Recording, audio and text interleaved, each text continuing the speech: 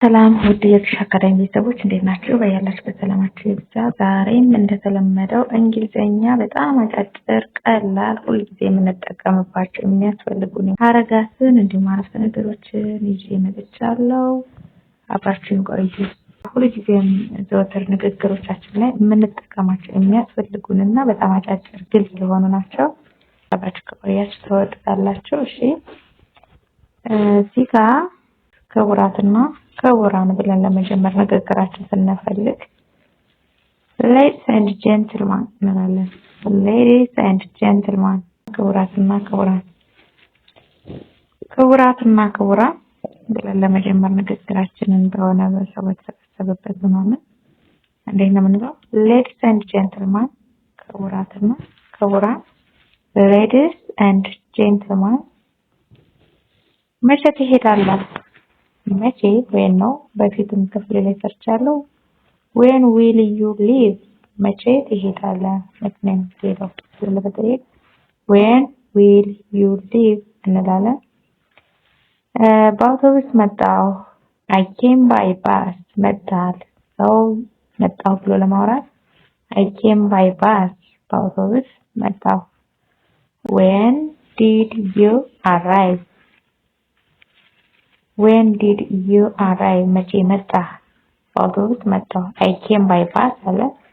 then መቼ መጣህ ብለን ለመጠየቅ ስንፈልግ የሆነን ሰው when did you arrive መቼ ደረስክ ወይም መቼ መጣህ? well paid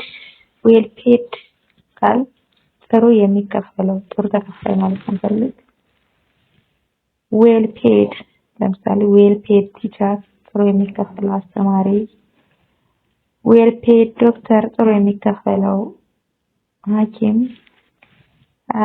well paid worker ጥሩ የሚከፈለው ሰራተኛ ሰው well paid ካል ጥሩ የሚከፈለው ማለታችን ነው። so far so good እስካሁን ደህና ነኝ ማለት ስንፈልግ እስካሁን ደህና ነኝ so far so good ኦኬ ባለትዳር ነህ ወይም ነሽ አግብተሃል ወይም አግብተሻል ለመጠየቅ ስንፈልግ ደግሞ are you married እንደምላችሁ you አንተ አንቺ ወይም እናንተ ማለት ይሆናል። ስለዚህ are you married ባለትዳር ነህ ወይም ባለትዳር ነሽ። ዝቅተኛ የሚከፈለው ቀድም well paid ካል ጥሩ የሚከፈለው ነበር። ዝቅተኛ አነስተኛ የሚከፈለው ደግሞ low paid እንላለን ማለት ነው። he is retired ጡረታ ወጥቷል። እሱ ጡረታ ወጥቷል። ጡረታ መውጣት retired ጡረታ ወጥቷል። retired teacher ጡረታ የወጣ አስተማሪ retired doctor ጡረታ የወጣ ሐኪም retired worker ጡረታ የወጣ ሰራተኛ so retired ስንል ጡረታ የወጣ ማለታችን ነው።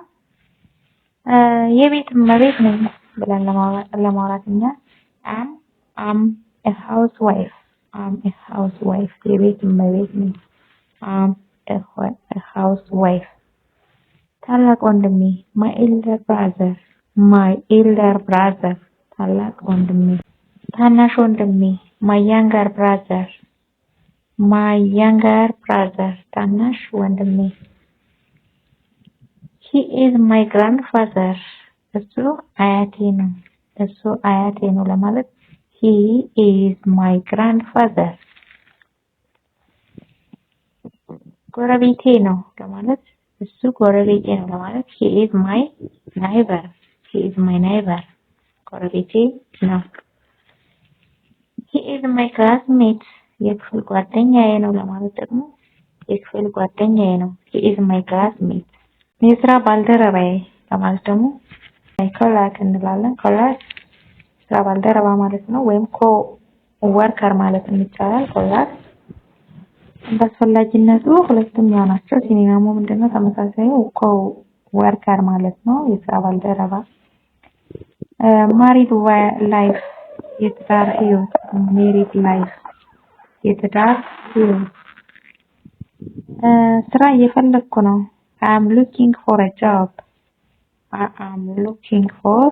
job ስራ እየፈለኩ ነው። I earn 200 ብር per day I earn 200 ብር ፓርዳይ በቀን 200 ብር አገኛለሁ ወይም 200 ብር ገቢ ያለኝ ነው ማለት I earn 200 ብር per day። ጥምር ዜግነት አለኝ I have dual nationality ጥምር ዜግነት አለኝ። How long will you stay here? እዚህ ለምን ያህል ጊዜ ትቆያለህ? How long will you stay here? እዚህ ለምን ያህል ጊዜ ትቆያለህ? ኦኬ ውድ ቤተሰቦች አሁን ደግሞ እስኪ በጥያቄና መልስ ተቀራራቢ ምላሾች ሀሳቦችን እናያለን። ኤ እና ቢ ብለን እዚህ ጋር ኤ do you speak English አለ። እንግሊዝኛ ትናገራለህ? I try a little። Yes, I try a little። Do you speak English ትባሉናለ። Yes, I try a little። then አዎ ትንሽ ሞክራለሁ። አዎ ትንሽ ሞክራለሁ ማለት እንፈልግ yes I try a little። your father also speaks English። አባትም እንግሊዝኛ ይናገራል። your father also speaks English። አባትም እንግሊዝኛ ይናገራሉ። doesn't he? አይደል? your father also speaks English doesn't he? አይደል? yes he does። አዎ ይናገራል። Yes, he does። አዎ ይናገራል። He speaks more fluently than me። ከኔ የበለጠ አቀላጥፎ ይናገራል። Yes, he does። He speaks more fluently than me። How do you like Ethiopia? ኢትዮጵያን ምን ያህል ትወዳታለህ? How do you like Ethiopia? more than I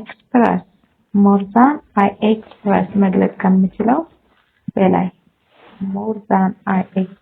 መግለጽ ከምችለው በላይ ውድ ቤተሰቦች ለዛሬ ያመጣሁላችሁ አጫጭር ንግግሮች እነዚህን ይመስላሉ። እናንተ ወደ ተግባር ቀይራችኋቸው እንደምትጠቀሙባቸው ተስፋ አደርጋለሁ። ትምህርቱን ከወደዳችሁት ላይክ፣ ሼር አድርጉ። ቤተሰብ ሳትሆኑ ቪዲዮውን እየተከታተላችሁ ያላችሁም ካላችሁ ሰብስክራይብ በማድረግ ቤተሰብ ሁኑ። ቀጣይም ግልጽ በሆነ ንግግር የምንጠቀማቸውን የሚያስፈልጉንን ወርዶች፣ ፍሬዞች ይዤላችሁ እመጣለሁ። እሱም እንዲደርሳችሁ ላይክ እና ሼር ማድረግ አትርሱ። ከዚህም በተጨማሪ ደግሞ ኦንላይን መማር እንፈልጋለን ካላችሁ 24 ሰዓት ታገኙናላችሁ። ስልኬን ለማስታወስ ያህል 0954 13 21 54 ደግሞ አለው። ኦንላይን ገብታችሁ መማር ለምትፈልጉ በተለያዩ የሶሻል ሚዲያ አማራጮች ማለት ነው በኢሞ፣ ዋትስአፕ እና ቴሌግራም ላይ መማር ለምትፈልጉ ስልክ ቁጥር 0954 13 21 54 ላይ ታገኙኛላችሁ። እስካሁን ስትከታተሉ ስለነበራችሁ ከልብ እያመሰገንኩ ቀጣይ ደግሞ በሌሎች ክፍሎች እስከምንገናኝ ድረስ በያላችሁበት ሰላማችሁ ብዝት እንዲል ምኞቴ ነው። Goodbye።